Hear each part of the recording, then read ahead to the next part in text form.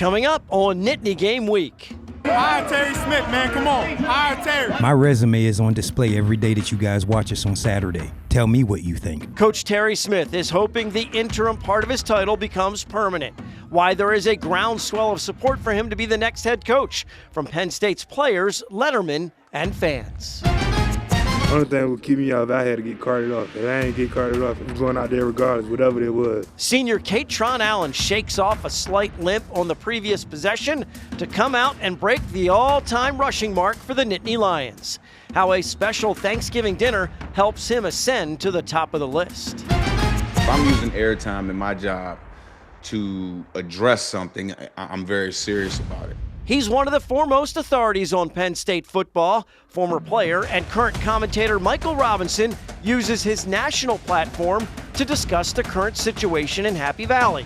What message he makes sure to convey about the program. This is Nittany Game Week.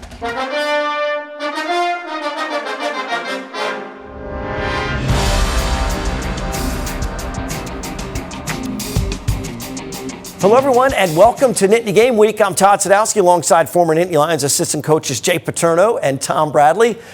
Quite a senior night in Happy Valley as PSU thumps Nebraska 37-10. 2 straight wins, and for your former teammate, Jay, and the guy you recruited to Penn State, Tom, Terry Smith is feeling the love from fans, lettermen, and his current players. Well, I think when you look at what's happened, he got thrown into a tough spot. They're 2 plays away from being 4-1 the last 5 weeks and beating some really good teams. So I think the attitude, the effort, and everything has really jacked up, and I think it's a credit to leadership. Yeah, that's the one thing when you said the key word leadership, and having known Terry since he was sophomore in high school, that's one of the qualities he always had. He was a leader of the team that he was on, even when he played for us. He was that type of guy. Coach Smith connects the pass with the president on Saturday night by wearing a 409 pin to honor his former coach, Joe Paterno. He's stressing a no-nonsense approach and holding everyone accountable during the week to improve the team's performance. On game days, he also said we're all seeing his qualifications for the permanent position play out on the field. The thing that motivates me, I'm just keeping my feet on the ground.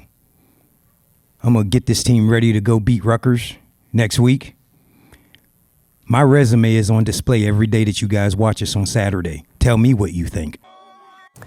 Well, I think the fan base is finding out what his former teammates and current players already know. He's a great football coach that loves Penn State, understands its culture better than just about anyone else. That's why AD Pat Kraft has said he wants Terry with the program regardless of who is the next head coach. A special group of seniors play their final home game, and we detail in all 3 phases beat down to the Huskers in our opening drive. It's a homecoming for State College High grad Matt Rule back in town with his 7-3 Nebraska team, about to be 7-4, because the dynamic backfield duo of Nick Singleton and Katron Allen go to work behind a bruising offensive line. Start with Singleton, Jay, who ties Saquon Barkley for all-time rushing touchdowns with 43 and total touchdowns scored with 53. Well, they've done a great job with utilizing his skills. He has some things in the pass game that he's much better than Katron Allen is, and they got to that early in the game to get a touchdown, and that kind of set the tone for the rest of the game. And Tom, then it's Katron Allen who breaks Evan Royster's all-time rushing yardage total with a 3-yard carry before scoring on a touchdown run to cap the drive. He's at 3,954 yards and is now number 1 on a list of historically great running backs. When you look at the list and you go, I was reading that the other day and I went, oh, he passed that. Whoa. It's impressive. It really is. You got to give him credit. No doubt about it. Some Hall of Famers in there, number 1 draft picks, and he rises to the top. Allen's totals really took off after the Northwestern game when Coach Smith made him the unquestioned number 1 guy. Ironically, this week's holiday is one of the main reasons the 2 of them are very close. A few years ago, I had went to their house for Thanksgiving because I couldn't have Thanksgiving here, so it just means everything just coming in full circle for real, and I'm glad I got the opportunity to do it with Coach Terry. And I'm glad he believed in me. It means a lot. And this is really cool as they crown Katron on the sideline as the rushing king. Amazing accomplishment, and he still has a game or 2 to add to his career total. Well, they've been very productive in the backfield, that tandem. But on the other side of the ball, Tom, the defense really showed great progress. They've simplified a few of the options, allowed guys to play and react a lot faster. I think the key word you said there is play faster. You can as you X and O, and the coach knows this, there's at some point you pushed it too far. It's too much thinking, and they're not playing fast. And when that happens, you got to back it up and get them playing fast.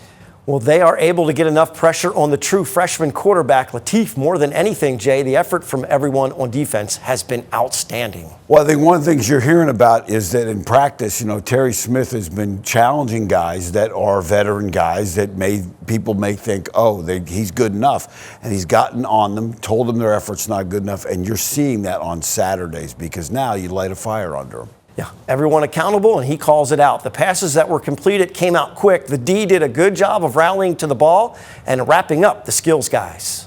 Got to get all 11 hats of the football, really. That's what it came down to. At the end of the day, everyone got to wrap and everyone got to tackle and hold them up for everyone else to get there. I mean, I feel like we did a good job and everyone did their part in the piece today. And when it comes to special teams, the Nittany Lions execute a fake punt to perfection. Remember this play against Minnesota late in the game to put it away last season?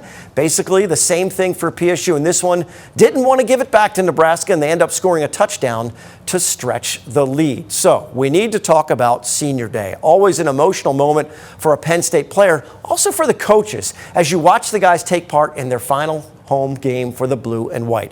Unusual for this coaching staff, though. They're not sure who's going to be retained. So this could have been their final home game as well. It's the player introductions that really take center stage. Very successful group of seniors enjoying one more win in Beaver Stadium, Jay. Well, the emotions on Senior Day, everybody thinks they're a tough guy and, he won't bug me. And then they get in the tunnel and you see him cry because it's a point in time. And I think for a year like this, when there were such great expectations, a little bittersweet. But I think they've got to take pride in how they've played down the stretch. Well, the point you just made of standing in the tunnel, you've done it, I've done it, and all of a sudden you go, where did these 5 years go so fast? And you know what's amazing is those same guys, you're still friends with them today. Well, family and friends greet the players after they're introduced. Once the game is over, everyone hangs out on the field a little bit longer. Bittersweet, good way to describe it.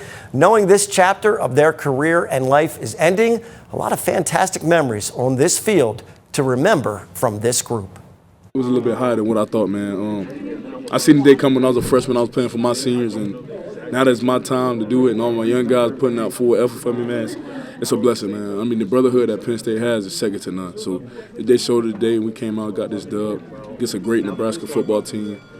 I wouldn't want no other way. And the other senior athlete saying his farewell is the Nittany Lion. And if you've seen all of the one-arm push-ups, you know he's an athlete. Mason Reber of Schuylkill County finishes up his 3-year run as the Nittany Lion mascot this season, graduates in December with a civil engineering degree. Mason also an Army ROTC cadet. There's only one Nittany Lion at a time, and he's only the 54th person to be the Nittany Lion in the 120-year history of the mascot. Job well done, Mason.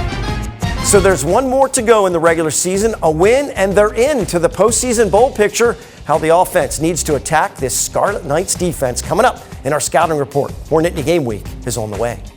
The opening drive is sponsored by R&R Express. Every shipment moved contributes to autism research and inclusion through the Excel Foundation. Learn more at wearerr.com. Nittany Game Week is brought to you by West Shore Home, official partner of Penn State football. Welcome back to Nittany Game Week. Penn State's been impressive the past 2 games, outscoring Michigan State and Nebraska by a combined score of 65-20. Maybe that's why they're a double-digit favorite on the road in the season finale at Rutgers. Coach Bradley, Coach Paterno can't look past the Scarlet Knights. They have the same exact record as PSU, 5-6. Same exact goal, a victory to become bowl eligible. Well, we can take a second to look at the past this Thanksgiving week. And let's take a look back to November 6th of 1869, the first ever college football game between Rutgers and Princeton at Rutgers. Now, instant replay took a little bit longer back then, but here we have a targeting call here. Clearly forcible contact to the head. This looks like a personal foul. This is definitely a holding call. And they didn't get this guy's headed towards what would have been the medical tent back then. But let's talk about now. Now we've had a little fun with that. Let's talk about Rutgers now. Offensively, if Rutgers is going to win the game, it will be because of their offense. They've got tall wideouts, a veteran offensive line, and they like the time of possession. They want to hold the ball, and that could be a problem. And how do they get that done? Let's talk about it first with the run game. They like the north-south run game with the RPO stuff. Cal McManus, the quarterback, is effective. They have a 1,000-yard rusher. But again, Tom, you're going to see these guys coming up front and coming off the ball, and that's tough. One of the things, that is a very good offensive line, a little bit underrated right now going into this game, but that offensive line can create a lot of havoc. And one of the things they want to do is hold that ball. No question. Let's talk about the RPO element off it with the big wideouts and with the effective slot receivers. You're going to see this same blocking scheme up front, and you're going to see that same run fake. And if these guys bite, they're going to get one-on-one with your guys, Tom, in the slot, and that's tough. Puts a lot of pressure on your linebackers. It does put a lot of pressure because one thing, those receivers are bigger guys. They're not little. They're big receivers. Yeah, the two guys on the outside are 6'5" and 6'3". Now let's talk about those matchups. If you say, okay, we're going to put our corners up against them like Iowa did, they're capable of beating you one-on-one with their size, and these guys make a lot of contested catches, Tom, and that's frustrating. It is very frustrating, but they like those matchups. They take the one-on-one. They know where it is. They know where they've got the advantage, and they're going to go to it. So early in that game, watch to see if Penn State can match up with them. And then once you start taking the big guys out, they've got the smaller guy, number 0, who's going to work the middle of the field here with the in the slot against your third best cover guy. So if your third best cover guy has trouble with him, that could be a problem, Tom. It could be a real big problem, and you know that's one of the things that he does do, some of the things in the middle of the field.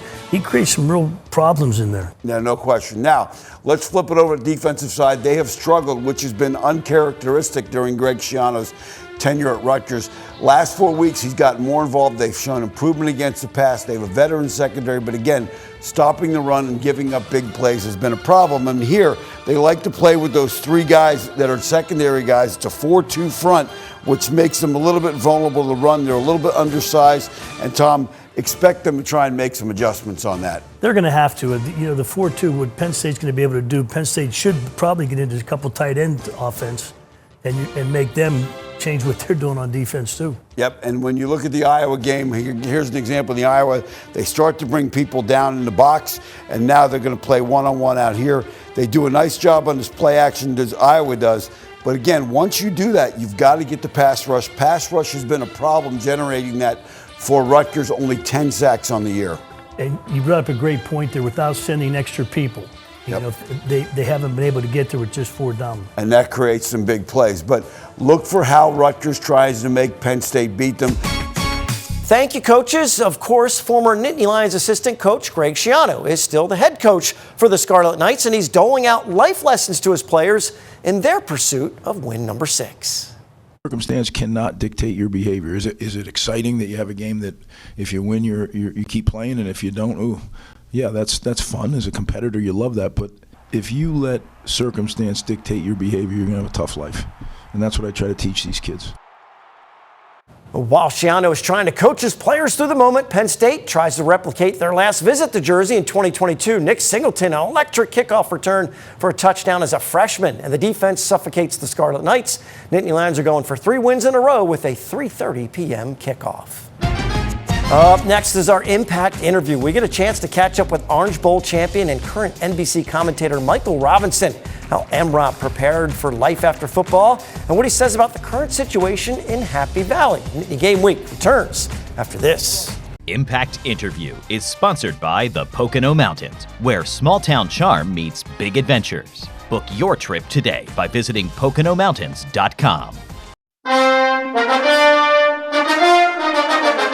Well, welcome back to Nittany Game Week. It is time for our Impact interview, and let me just quickly rip off some of the accomplishments for our guest this week. Big Ten MVP, Heisman finalist, Super Bowl champ, Pro Bowl running back, and now NBC Sports commentator. And if that isn't enough, you can hear him on the Get Got podcast with Marshawn Lynch. Michael Robinson, appreciate the time, man. Thanks for taking some time with us. Thank you guys for having me, man. Sorry I haven't been on earlier, but, you know, I'm still building a career in media, and a lot of times I'm all over the place. So I appreciate you guys for having me. Yeah, understood. A busy man. And, we felt for years that the national media doesn't really understand Penn State football, and maybe never will. Either way, as a member of the national media and really one of the foremost authorities on Penn State football, you had a platform on Saturday night, and you used it to speak on behalf of the current situation. What was the message that you wanted to convey, Michael, and why are you firmly in Terry Smith's corner when it comes to the next head coaching position? Well, there was a couple of messages I wanted the Nittany Nation to understand. Number one, I don't speak on this stuff a lot. So if I'm using airtime to not talk about football, I love the game of football. But if I'm using airtime in my job to address something, I'm very serious about it. And I thought that in this entire ordeal after James got fired, and the fact that we still don't have a head coach, and just watching the team, I thought it was a good time for my voice to be heard. And I had a chance to talk to Terry one-on-one. His face, his energy, the energy in the building, it was completely different than when I was there for the Oregon game. And when we sat down with the guys, we sat down with Drew Aller and the quarterback and the other players, they just seemed so uptight. They seemed so anxious. They seemed, they weren't having fun. You know what I'm saying? Or at least I didn't feel like they were having fun. This was supposed to be our year. So I understand the expectations, but you still got to be able to have fun. I feel like our university needs a ball coach. I think James Franklin was a tremendous program builder, as I said on the air.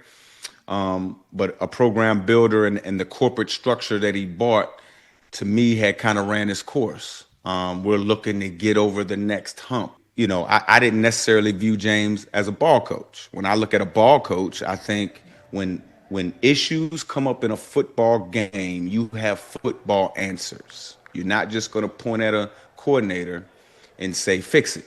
Well, the coordinator's trying. When Terry got the job, you go from one competitive period every week to 4 a week. And I think if you look at this team's play over the last few weeks, that physicality, that emotion, that ability to have fun, all of those things are starting to show. And so, yeah, I just wanted Nittany Nation, and I wanted people who may not be familiar with how we do it in Happy Valley to understand that Michael Robinson is supporting Terry Smith for the head coaching job. For a fan base and for a program, though, the connection to the roots is so important, and you've highlighted that. In this era, when you talk about that connection in the past, how much does that mean to you and the guys that you played with to really have that acknowledged and also become part of that bridge into the future? It's vitally important. So important that as soon as James got released, and I think the next week, the team played Iowa. I called that game. It was on our air at NBC. And it's crazy, man. I tried everything in my power to get a talking point, to get something from not Terry, but people above the football program that, I'm still waiting on those talking points. We're here to help. It's very important that, to me, at least alums or Penn State people are involved in the search or in the process of choosing, because I'm not so sure the people that are making these choices, or everybody that's making these choices, are Penn Staters or know kind of the history and kind of how we got here. You had a great relationship with Coach Paterno. How much did that help you when you were the starting quarterback and the first guy off the bus, but also in the years that led up to that? You guys know, y'all was on the team too. Yeah, me and Joe had our back and forth, Jay. You know this. Well, we all had that. Come on, Mike. Not just we had you. our back and forths, man. You know what? One thing I can respect about Joe is whenever my parents had an issue, or even I had an issue, he heard me out. Well, say what you got to say, Mike. And I'm like, for real? And he'd hear me out, and then he'd offer some perspective on the back end. Then he, does that, you good? You finished? You let it all out? Yeah, okay. And then he, offer me a teachable moment. Joe affects my life still so much. I wasn't paid to come to Penn State. You know what I'm saying? I had to go there for bigger reasons. as you can imagine, this is an edited version of the interview. If you want to see the entire Impact interview, you can enjoy all of our Impact interviews on our website, NittanyGameWeek.com. Don't go anywhere. Still have our scrap medal to hand out. Tom honors the new Rushing King. When we come back, we're heading into the final minutes of Nittany Game Week. Nittany Game Week is brought to you by West Shore Home, official partner of Penn State football. Scrap Metal is sponsored by Burke and Bradley Orthopedics. Located in Pittsburgh, Burke and Bradley Orthopedics is a comprehensive sports medicine practice, providing patients with the most current and innovative approaches in diagnosis and treatment. Here we go with this week's Scrap Metal. Tom, pretty easy choice when you ascend to the top of the all-time rushing list at Penn State. Hey, he's passed some incredible names on his way to number one. Senior running back Katron Allen. He stands alone after passing Evan Royster for the most rushing yards in program history. He has split carries his entire career with a good friend and classmate Nick Singleton, but has still managed to have the most attempts ever for a PSU running back with 747. He grew up in North Fork, Virginia, and has been named Big Ten Offensive Player of the Week in back-to-back games. It's trivia time. Last week's question, Penn State tight end Kirk Bowman had only 2 catches in his career, both for TDs against Nebraska. What was Bowman's nickname? Stone Hands. Bruce Borman of Philadelphia and Greg Longenecker, whose wife Lisa submitted the question for him, of Annville, Pennsylvania. Now, turning to this week's question. Penn State has thrived with recruiting players from New Jersey. Which 2 Penn State players from New Jersey have won the Super Bowl and are in the NFL Hall of Fame? Well, we are bringing PSU fans and alumni together with our Nittany Connect network at NittanyGameWeek.com, partnering with businesses that support our show and letting our viewers know about their great products and professional services. Make sure to check out NittanyGameWeek.com for all of our web exclusive content, airtimes for all of our network of stations, previous episodes, and Impact interviews. All can be found at one convenient location. It is NittanyGameWeek.com. And while you are visiting the website, make sure to submit your tailgating picks because we always finish with some pride picks. Hope everyone had a happy Thanksgiving and are enjoying a feast of football all weekend long. For Jay and Tom, I'm Todd. Thanks so much for watching Nittany Game Week. We'll see you next time.